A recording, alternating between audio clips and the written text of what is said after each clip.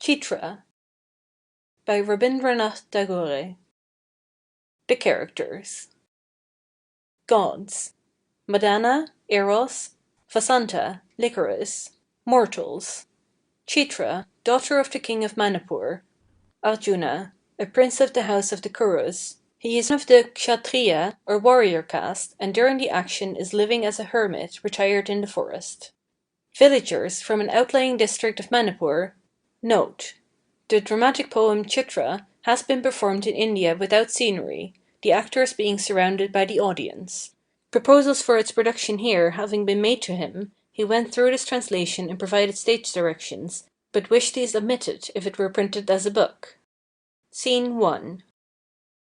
Art thou the god with the 5 darts, the god of love? I am he who was the first-born in the heart of the Creator. I bind in bonds of pain and bliss the lives of men and women. I know what that pain is, and those bonds. And who art thou, my lord? I am his friend Vasanta, the king of the seasons. Death and decrepitude would wear the world to the bone, but that I follow them, and constantly attack them. I am eternal youth. I bow to thee, Lord Vasanta. But what stern vow is thine, fair stranger? Why dost thou wither thy fresh youth with penance and mortification? Such a sacrifice is not fit for the worship of love. Who art thou, and what is thy prayer? I am Chitra, the daughter of the kingly house of Manipur. With godlike grace Lord Shiva promised to my royal grandsire an unbroken line of male descent. Nevertheless, the divine word proved powerless to change the spark of life in my mother's womb, so invincible was my nature, woman though I be. I know. That is why thy father brings thee up as his son. He has taught thee the use of the bow, and all the duties of a king. Yes, that is why I am dressed in a man's attire, and have left the seclusion of a woman's chamber. I know no feminine wiles for winning hearts. My hands are strong to bend the bow, but I have never learned Cupid's archery, the play of eyes. That requires no schooling, fair one. The eye does its work untaught, and he knows how well who is struck in the heart. One day, in search of game, I roved alone to the forest on the bank of the Purna river. Tying my horse to a tree trunk, I entered a dense thicket on the track of a deer. I found a narrow, sinuous path meandering through the dusk of the entangled boughs. The foliage vibrated with the chirping of crickets, when of a sudden I came upon a man lying on a bed of dried leaves across my path. I asked him haughtily to move aside, but he heeded not. Then with the sharp end of my bow I pricked him in contempt. Instantly he leapt up, with straight, tall limbs, like a sudden tongue of fire from a heap of ashes. An amused smile flickered round the corners of his mouth, perhaps at the sight of my boyish countenance. Then, for the first time in my life, I felt myself a woman, and knew that a man was before me. At the auspicious hour I teach the man and the woman this supreme lesson to know themselves. What happened after that? With fear and wonder I asked him, "Who are you?" "I am Arjuna," he said, "of the great Kuru clan." I stood petrified like a statue and forgot to do him obeisance. Was this indeed Arjuna, the one great idol of my dreams? Yes, I had long ago heard how he had vowed a 12-year celibacy. Many a day my young ambition had spurred me on to break my lance with him, to challenge him in disguise to single combat, and prove my skill in arms against him. Ah, foolish heart, whither fled thy presumption? Could I but exchange my youth with all its aspirations for the clod of earth under his feet, I should deem it a most precious grace. I know not in what whirlpool of thought I was lost, when suddenly I saw him vanish through the trees. Oh, foolish woman, Neither didst thou greet him, nor speak a word, nor beg forgiveness, but stoodest like a barbarian boor while he contemptuously walked away. Next morning I laid aside my man's clothing. I donned bracelets, anklets, waist chain, and a gown of purple-red silk. The unaccustomed dress clung about my shrinking shame, but I hastened on my quest and found Arjuna in the forest temple of Shiva. Tell me the story to the end. I am the heart-born god, and I understand the mystery of these impulses. Only vaguely can I remember what things I said and what answer I got. Do not ask me to tell you all. Shame fell on me like a thunderbolt, yet could not break me to pieces. So utterly hard, so like a man am I. His last words as I walked home pricked my ears like red-hot needles. I have taken the vow of celibacy. I am not fit to be thy husband. Oh, the vows of a man! Surely thou knowest, thou god of love, that unnumbered saints and sages have surrendered the merits of their lifelong penance at the feet of a woman. I broke my bow in two and burned my arrows in the fire. I hated my strong, lithe arms, scored by drawing the bowstring. O love, God love, thou hast laid low in the dust the vain pride of my manlike strength, and all my man's training lies crushed under thy feet. Now, teach me thy lessons, give me the power of the weak and the weapon of the unarmed hand. I will be thy friend. I will bring the world-conquering Arjuna a captive before thee, to accept his rebellion sentence at thy hand. Had I but the time needed, I could win his heart by slow degrees, and ask no help to the gods. I would stand by his side as a comrade, drive the fierce horses of his war-chariot, attend him in the pleasures of the chase, keep guard at night at the entrance of his tent, and help him in all the great duties of a kshatriya, rescuing the weak and meting out justice where it is due. Surely at last the day would have come for him to look at me and wonder, what boy is this? Has one of my slaves in a former life followed me like my good deeds into this?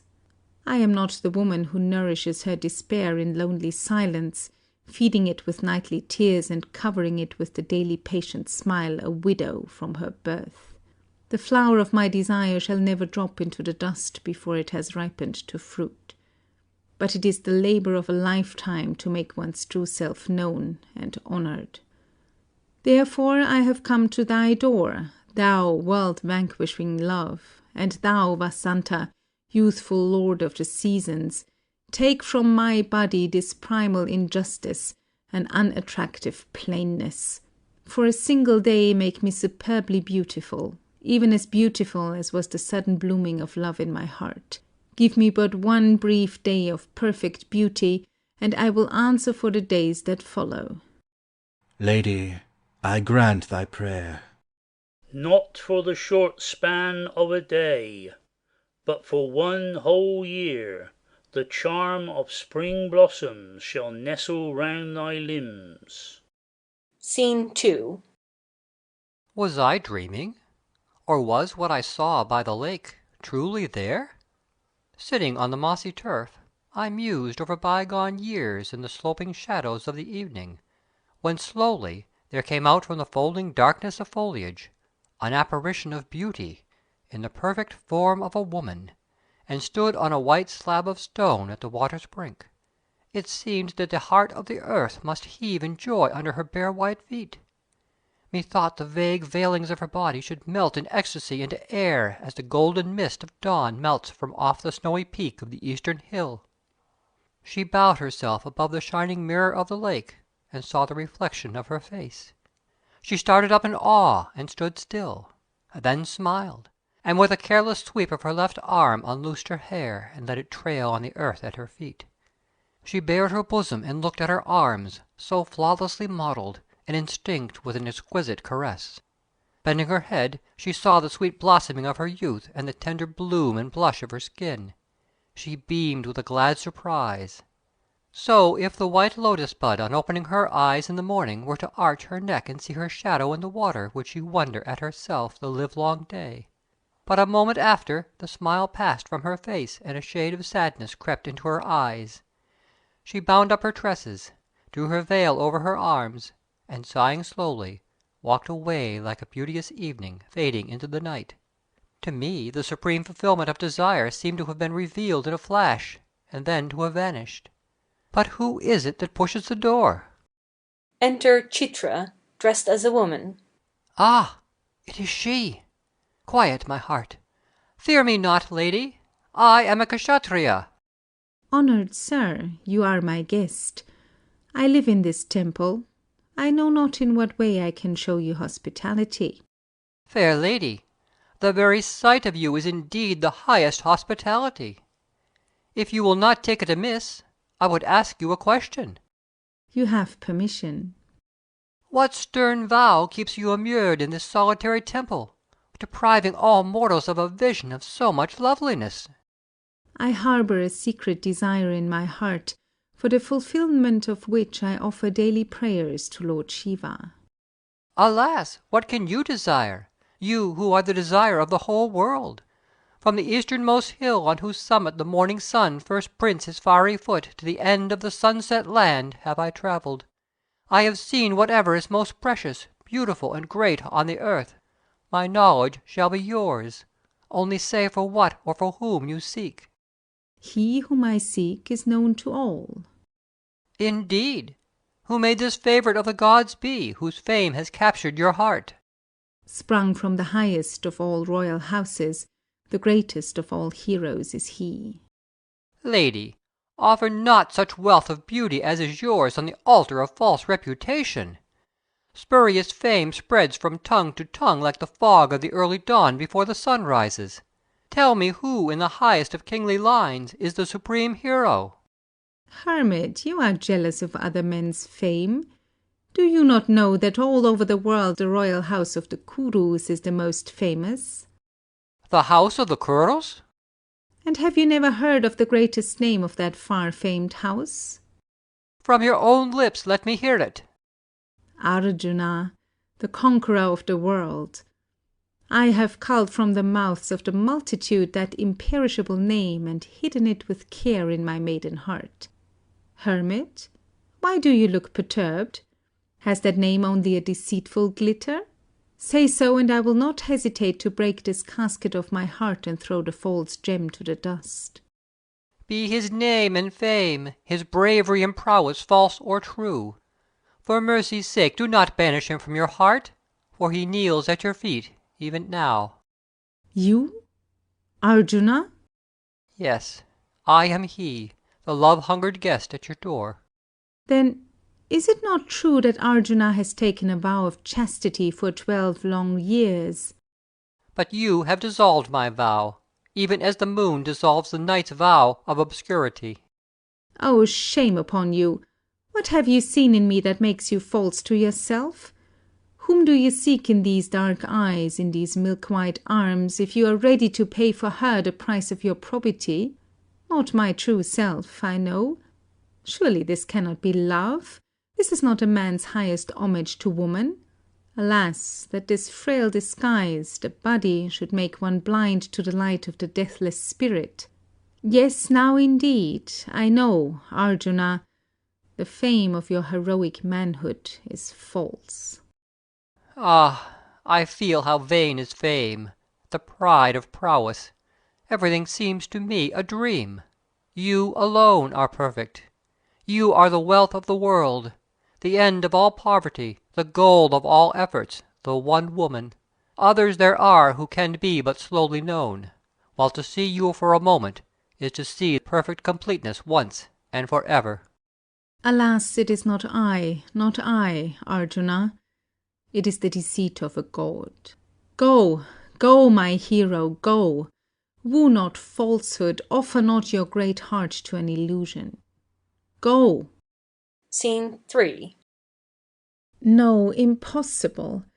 To face that fervent gaze that almost grasps you like clutching hands of the hungry spirit within. To feel his heart struggling to break its bounds, urging its passionate cry through the entire body, and then to send him away like a beggar. No, impossible. Enter Madana and Vasanta. Ah, God of love, what fearful flame is this with which thou hast enveloped me? I burn, and I burn whatever I touch. I desire to know what happened last night. At evening I lay down on a grassy bed strewn with the petals of spring flowers, and recollected the wonderful praise of my beauty I had heard from Arjuna, drinking drop by drop the honey that I had stored during the long day. The history of my past life, like that of my former existences, was forgotten. I felt like a flower which has but a few fleeting hours to listen to all the humming flatteries and whispered murmurs of the woodlands, and then must lower its eyes from the sky, bend its head, and at a breath give itself up to the dust without a cry, thus ending the short story of a perfect moment that has neither past nor future. The limitless life of glory can bloom and spend itself in a morning. Like an endless meaning in the narrow span of a song. The southern breeze caressed me to sleep. From the flowering malati bower overheard, silent kisses dropped over my body. On my hair, my breast, my feet, each flower chose a bed to die on. I slept. And suddenly, in the depth of my sleep, I felt as if some intense, eager look, like tapering fingers of flame, touched my slumbering body. I started up and saw the hermit standing before me. The moon had moved to the west, peering through the leaves to espy this wonder of divine art wrought in a fragile human frame. The air was heavy with perfume, the silence of the night was vocal with the chirping of crickets. The reflections of the trees hung motionless in the lake, and with his staff in his hand he stood, tall and straight and still, like a forest tree. It seemed to me that I had, on opening my eyes, died to all realities of life and undergone a dream birth into a shadowland. Shame slipped to my feet like loosened clothes. I heard his call, "Beloved, my most beloved." And all my forgotten lives united as one and responded to it. I said, "Take me, take all I am," and I stretched out my arms to him. The moon set behind the trees. One curtain of darkness covered all. Heaven and earth, time and space, pleasure and pain, death and life, merged together in an unbearable ecstasy. With the first gleam of light, the first twitter of birds, I rose up and sat leaning on my left arm. He lay asleep with a vague smile about his lips like the crescent moon in the morning. The rosy red glow of the dawn fell upon his noble forehead. I sighed and stood up. I drew together the leafy lianas to screen the streaming sun from his face. I looked about me and saw the same old earth. I remembered what I used to be, and ran like a deer afraid of her own shadow, through the forest path strewn with shapali flowers. I found a lonely nook, and sitting down covered my face with both hands, and tried to weep and cry, but no tears came to my eyes. Alas, thou daughter of mortals! I stole from the divine storehouse the fragrant wine of heaven, filled with it one earthly night to the brim, and placed it in thy hand to drink. Yet still I hear this cry of anguish. Chitra, bitterly. Who drank it? The rarest completion of life's desire, the first union of love, was proffered to me, but was wrested from my grasp. This borrowed beauty, this falsehood that enwraps me, will slip from me, taking with it the only monument of that sweet union, as the petals fall from an overblown flower. And the woman ashamed of her naked poverty will sit weeping day and night. Lord love, this cursed appearance companions me like a demon, robbing me of all the prizes of love, all the kisses for which my heart is athirst. Alas, how vain thy single night had been! The bark of joy came in sight, but the waves would not let it touch the shore. Heaven came so close to my hand that I forgot for a moment that it had not reached me. But when I woke in the morning from my dream, I found that my body had become my own rival. It is my hateful task to deck her every day, to send her to my beloved and see her caressed by him. O God, take back thy boon. But if I take it from you, how can you stand before your lover? To snatch away the cup from his lips when he has scarcely drained his first draught of pleasure, would not that be cruel? With what resentful anger he must regard thee then! That would be better far than this. I will reveal my true self to him, a nobler thing than this disguise. If he rejects it, if he spurns me and breaks my heart, I will bear even that in silence. Listen to my advice. When, with the advent of autumn, the flowering season is over, then comes the triumph of fruitage. A time will come of itself when the heat-cloyed bloom of the body will droop, and Arjuna will gladly accept the abiding fruitful truth in thee. O child, go back to thy mad festival. Scene 4. Why do you watch me like that, my warrior? I watch how you weave that garland. Skill and grace, the twin brother and sister, are dancing playfully on your fingertips. I am watching and thinking. What are you thinking, sir? I am thinking that you, with this same lightness of touch and sweetness, are weaving my days of exile into an immortal wreath, to crown me when I return home. Home? But this love is not for a home. Not for a home? No, never talk of that. Take to your home what is abiding and strong. Leave the little wild flower where it was born. Leave it beautifully to die at the day's end among all fading blossoms and decaying leaves. Do not take it to your palace hall to fling it on the stony floor, which knows no pity for things that fade and are forgotten. Is ours that kind of love? Yes, no other. Why regret it? That which was meant for idle days should never outlive them.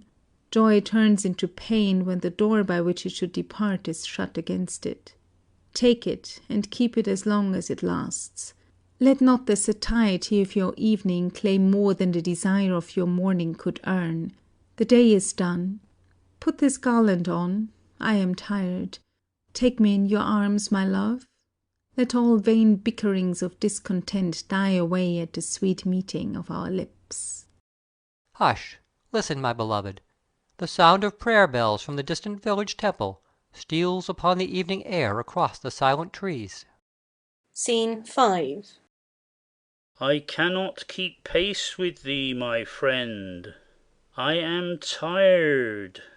It is a hard task to keep alive the fire thou hast kindled. Sleep overtakes me, the fan droops from my hand, and cold ashes cover the glow of the fire. I start up again from my slumber, and with all my might rescue the weary flame. But this can go on no longer.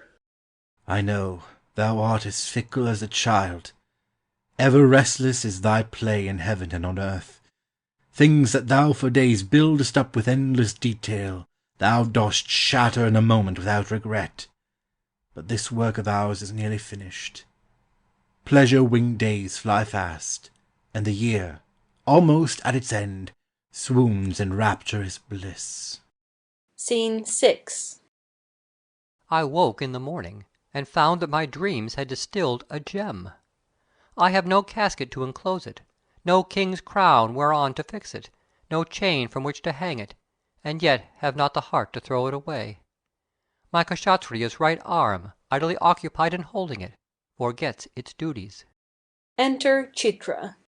Tell me your thoughts, sir. My mind is busy with thoughts of hunting to-day. See how the rain pours in torrents, and fiercely beats upon the hillside. The dark shadow of the clouds hangs heavily over the forest, and the swollen stream, like reckless youth, overleaps all barriers with mocking laughter. On such rainy days we 5 brothers would go to the Chautauqua forest to chase wild beasts. Those were glad times. Our hearts danced to the drumbeat of rumbling clouds. The woods resounded with the screams of peacocks. Timid deer would not hear our approaching steps for the patter of rain and the noise of waterfalls. The leopards would leave their tracks on the wet earth, betraying their lairs. Our sport over, we dared each other to swim across turbulent streams on our way back home. The restless spirit is on me. I long to go hunting. First run down the quarry you are now following.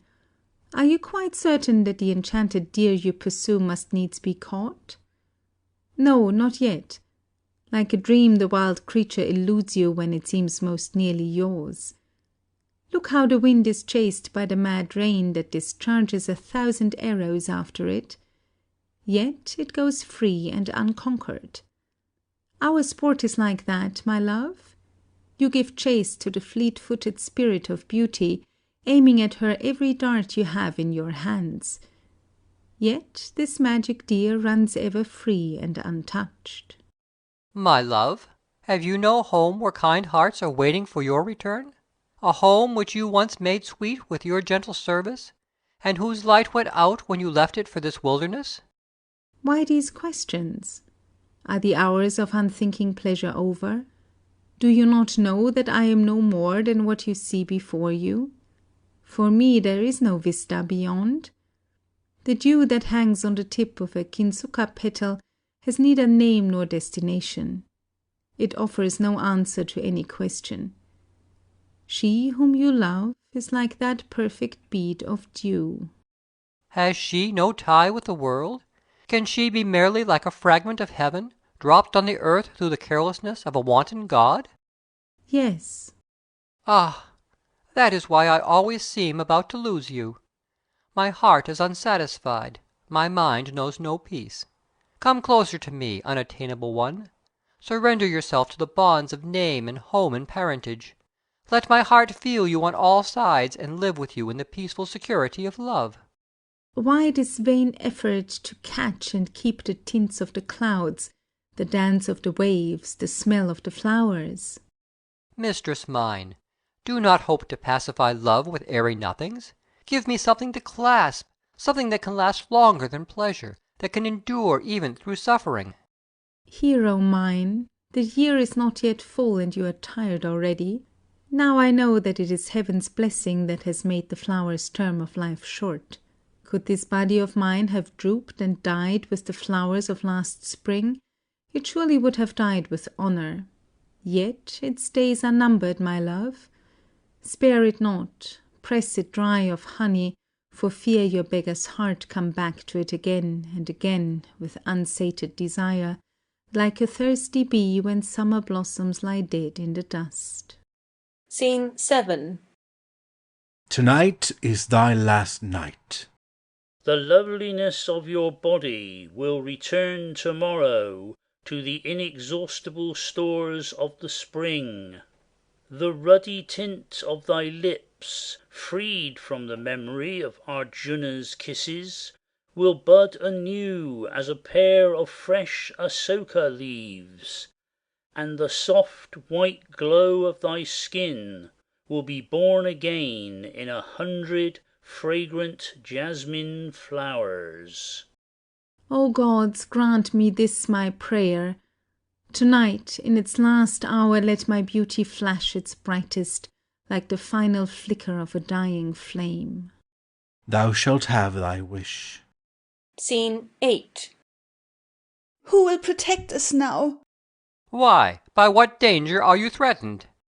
The robbers are pouring from the northern hills like a mountain flood to devastate our village. Have you in this kingdom no warden? Princess Chitra was the terror of all evil-doers. While she was in this happy land, we feared natural death, but had no other fears. Now she has gone on a pilgrimage, and none knows where to find her. Is the warden of this country a woman? Yes, she is our father and mother in one. Exeunt. Enter Chitra. Why are you sitting all alone? I am trying to imagine what kind of woman Princess Chitra may be. I hear so many stories of her from all sorts of men. Ah, but she is not beautiful. She has no such lovely eyes as mine, dark as death. She can pierce any target she will, but not our hero's heart. They say that in valor she is a man, and a woman in tenderness. That indeed is her greatest misfortune. When a woman is merely a woman, when she winds herself round and round men's hearts with her smiles and sobs and services and caressing endearments, then she is happy. Of what use to her are learning and great achievements? Could you have seen her only yesterday in the court of the Lord Shiva's temple by the forest path, you would have passed by without deigning to look at her. But have you grown so weary of woman's beauty that you seek in her for a man's strength? With green leaves wet from the spray of a foaming waterfall, I have made our noonday bed in a cavern dark as night. There the cool of the soft green mosses thick on the black and dripping stone kisses your eyes to sleep. Let me guide you thither. Not today, beloved. Why not today? I have heard that a horde of robbers has neared the plains. Needs must I go and prepare my weapons to protect the frightened villagers. You need have no fear for them. Before she started on her pilgrimage, Princess Chitra had set strong guards at all the frontier passes. Yet permit me for a short while to set about a kshatriya's work. With new glory will I ennoble this idle arm, and make of it a pillow more worthy of your head. What if I refuse to let you go? If I keep you entwined in my arms? Would you rudely snatch yourself free and leave me? Go then. But you must know that the liana, once broken in two, never joins again. Go, if your thirst is quenched. But if not, then remember that the goddess of pleasure is fickle, and waits for no man. Sit for a while, my lord. Tell me what uneasy thoughts tease you. Who occupied your mind today? Is it Chitra? Yes, it is Chitra. I wonder in fulfillment of what vow she has gone on her pilgrimage. Of what could she stand in need? Her needs? Why, what has she ever had, the unfortunate creature? Her very qualities are as prison walls shutting her woman's heart in a bare cell. She is obscured, she is unfulfilled. Her womanly love must content itself dressed in rags. Beauty is denied her. She is like the spirit of a cheerless morning, sitting upon the stony mountain peak, all her light blotted out by dark clouds. Do not ask me of her life. It will never sound sweet to man's ear. I am eager to learn all about her. I am like a traveller come to a strange city at midnight. Domes and towers and garden trees look vague and shadowy, and the dull moan of the sea comes fitfully through the silence of sleep. Wistfully he waits for the morning to reveal to him all the strange wonders. Oh, tell me her story! What more is there to tell? I seem to see her, in my mind's eye, riding on a white horse, proudly holding the reins in her left hand, and in her right a bow, and like the goddess of victory dispensing glad hope all round her. Like a watchful lioness, she protects the litter at her dugs with a fierce love. Woman's arms, though adorned with naught but unfettered strength, are beautiful. My heart is restless, fair one, like a serpent reviving from his long winter's sleep. Come, let us both race on swift horses side by side, like twin orbs of light sweeping through space. Out from this slumberous prison of green gloom, this dank, dense cover of perfumed intoxication, choking breath.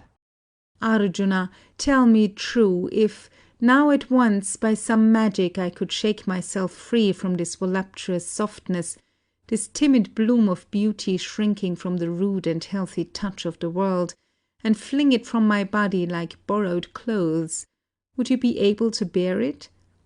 If I stand up straight and strong with the strength of a daring heart, spurning the wiles and arts of twining weakness, if I hold my head high like a tall young mountain fir, no longer trailing in the dust like a liana, shall I then appeal to man's eye? No, no, you could not endure it. It is better that I should keep spread about me all the dainty playthings of fugitive youth, and wait for you in patience. When it pleases you to return, I will smilingly pour out for you the wine of pleasure in the cup of this beauteous body. When you are tired and satiated with this wine, you can go to work or play, and when I grow old I will accept humbly and gratefully whatever corner is left for me. Would it please your heroic soul if the playmate of the night aspired to be the helpmeet of the day, if the left arm learned to share the burden of the proud right arm? I never seemed to know you aright. You seem to me like a goddess hidden within a golden image. I cannot touch you. I cannot pay you my dues in return for your priceless gifts. Thus my love is incomplete. Sometimes in the enigmatic depth of your sad look, in your playful words mocking at their own meaning, I gain glimpses of a being trying to rend asunder the languorous grace of her body, to emerge in a chaste fire of pain through a vaporous veil of smiles. Illusion is the first appearance of truth. She advances towards her lover in disguise. But a time comes when she throws off her ornaments and veils, and stands clothed in naked dignity. I grope for that ultimate you, that bare simplicity of truth. Why these tears, my love? Why cover your face with your hands? Have I pained you, my darling? Forget what I said. I will be content with the present. Let each separate moment of beauty come to me like a bird of mystery from its unseen nest in the dark, bearing a message of music. Let me forever sit with my hope on the brink of its realization, and thus end my days. Scene 9. Chitra and Arjuna. Chitra, cloaked. My lord, has the cup been drained to the last drop? Is this indeed the end? No, when all is done, something still remains, and that is my last sacrifice at your feet. I brought from the garden of heaven flowers of incomparable beauty with which to worship you, God of my heart. If the rites are over, if the flowers have faded, let me throw them out of the temple.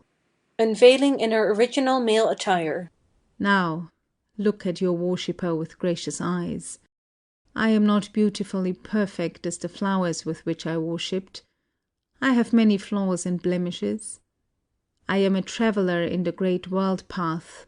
My garments are dirty and my feet are bleeding with thorns. Where should I achieve flower beauty, the unsullied loveliness of a moment's life? The gift that I proudly bring you is the heart of a woman. Here have all pains and joys gathered, the hopes and fears and shames of a daughter of the dust.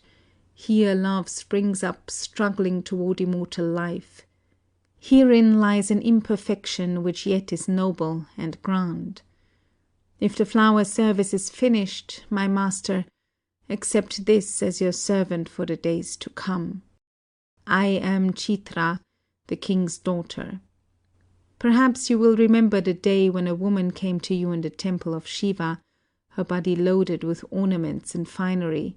That shameless woman came to court you as though she were a man. You rejected her, you did well. My lord, I am that woman. She was my disguise. Then, by the boon of gods, I obtained for a year the most radiant form that a mortal ever wore, and wearied my hero's heart with the burden of that deceit. Most surely I am not that woman. I am Chitra. No goddess to be worshipped, nor yet the object of common pity to be brushed aside like a moth with indifference. If you deign to keep me by your side in the path of danger and daring, if you allow me to share the great duties of your life, then you will know my true self. If your babe, who I am nourishing in my womb, be born a son, I shall myself teach him to be a second Arjuna, and send him to you when the time comes, and then at last you will truly know me. Today I can only offer you Chitra, the daughter of a king. Beloved, my life is full. If you liked the video, put a like, subscribe to the channel and click on the bell to not miss our new videos.